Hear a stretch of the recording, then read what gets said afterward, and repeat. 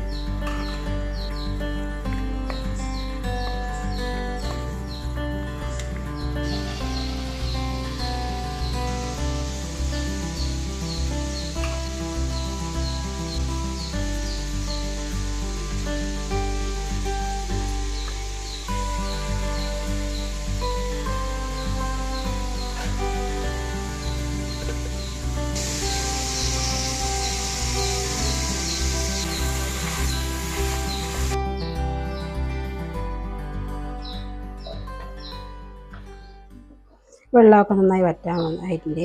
ഇനി ഇതിൽ തേങ്ങ അരച്ചിടണം. ഇതിൽ ഞാൻ ഒരു മൂടി തേങ്ങ, ഒരു 4 ചെറിയുള്ളിയും ചേർത്ത് അരച്ചിട്ടതാണ്.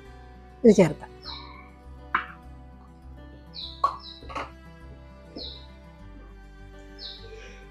ഇത് നാടൻ വെണ്ടയ്ക്കപ്പുളി മീൻ കറിക്ക് തുല്യമാണ്. നമ്മുടെ പച്ചമീൻ കിട്ടിയ പോലെയാണ് ഈ നാടൻ വെണ്ടയ്ക്കപ്പുളിയും തക്കാളിയും കൂടി വയ്ക്കുമ്പോൾ നല്ല ടേസ്റ്റാണ്. ഇതൊരു തിള വരട്ടെ, ഉപ്പ് നോക്കട്ടെ. കുറച്ച് ഉപ്പിൻ്റെ കുറവുണ്ട്.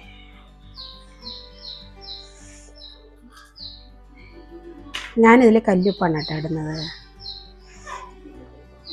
ഇനി ഒരു തിള വന്നാൽ നമുക്കിത് ഇറക്കാം. വെള്ളമൊക്കെ പാകമാണ്. ഇനി നമുക്ക് പച്ചപ്പയർ എന്തായി നോക്കാം. പയറിൻ്റെ വെള്ളമൊക്കെ വറ്റിയിട്ടില്ല. ഇനി നമുക്കിതിൽ തേങ്ങ, അതുപോലെ തന്നെ ഇതിൽ ഒരു 1/4 മൂടി തേങ്ങ, ഒരു 4 പച്ചമുളക്. ഇനി ഇതിൽ ഒരു 1/4 മൂടി തേങ്ങ, ഒരു 4 ചെറിയുള്ളി, ഒരു 4 പച്ചമുളക് ചതച്ചതാണ് കേട്ടോ. അധികം തേങ്ങ അരയാൻ പാടില്ല.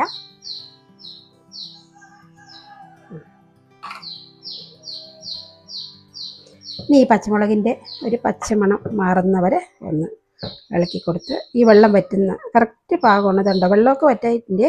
ഇനി ഇതെല്ലാം ഒന്ന് ഈ പച്ചപ്പയറിലൊന്ന് പിടിച്ച് വന്നു കഴിഞ്ഞാൽ നമുക്ക് താളിച്ച് കൂട്ടി അടിപൊളിയാണ്. അപ്പോൾ പച്ചപ്പയറും നാടൻ വെണ്ടയ്ക്കപ്പുളിയും. ഇത് നമ്മുടെ പാടത്തൊക്കെ ഇപ്പോൾ പച്ചപ്പയറും വെണ്ടയ്ക്കൊക്കെ കായ്ക്കണ സീസണാണല്ലോ.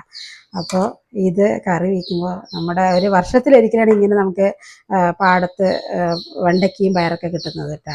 അപ്പോൾ അത് കറി വയ്ക്കുമ്പോൾ നല്ല ടേസ്റ്റാണ്. നമുക്ക് പണ്ടൊക്കെ അച്ഛനും അമ്മയും ഉണ്ടാകുമ്പോൾ നിറയെ പാടത്ത് പച്ചപ്പയറൊക്കെ കൊത്തിയിടുമായിരുന്നു. ഇപ്പോൾ ഇത് കടയിൽ നിന്ന് വാങ്ങിയതാണ് കേട്ടോ. ഈ പച്ചപ്പയറും നാടൻ വെണ്ടയ്ക്കൊക്കെ കടയിൽ നിന്ന് വാങ്ങിയതാണ് കേട്ടോ.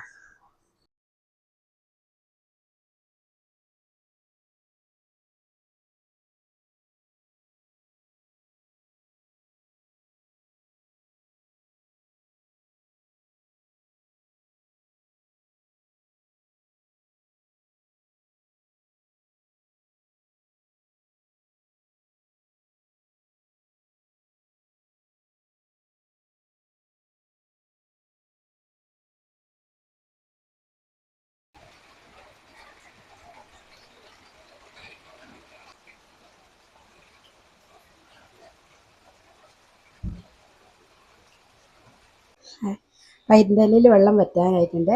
ഇനി ഇത് വെള്ളം വറ്റി കഴിഞ്ഞ് തേങ്ങ പീരി ഇട്ട് കഴിഞ്ഞ് സ്റ്റവ് ഓഫ് ചെയ്യാം. കർക്കിടക മാസത്തിൽ പയറ്റിൻ്റെ ഇല കഴിക്കണം. രാമായണ മാസമല്ലേ.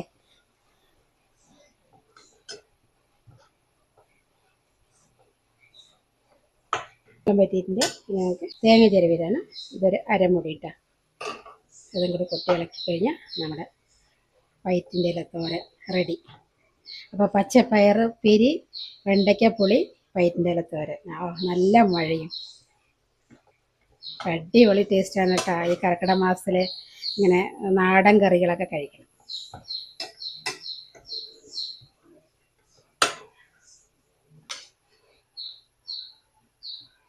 അപ്പോൾ നമ്മുടെ പയറ്റിൻ്റെ ഇല ഇവിടെ റെഡി ആയിട്ടുണ്ട്.